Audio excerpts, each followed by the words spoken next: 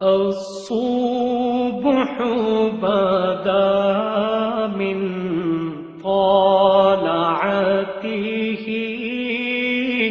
والليل دجى من وفرته۔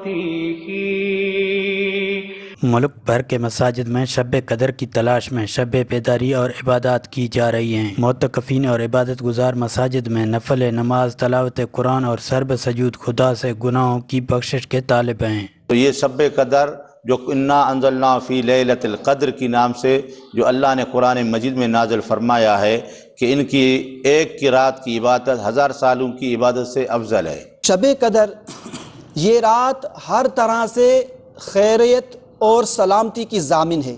یہ رات اول تا آخر رحمت ہی رحمت ہے۔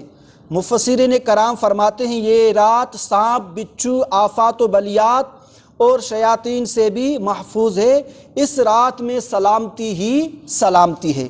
الہامی کتابوں میں قرآن کا نزول رمضان میں ہوا اور شب قدر ماہ مبارک کی ایک افضل رات ہے۔ آخری عشرے کی عبادات اور شب قدر کے حوالے سے مساجد میں درس قرآن کا سلسلہ بھی جاری ہے۔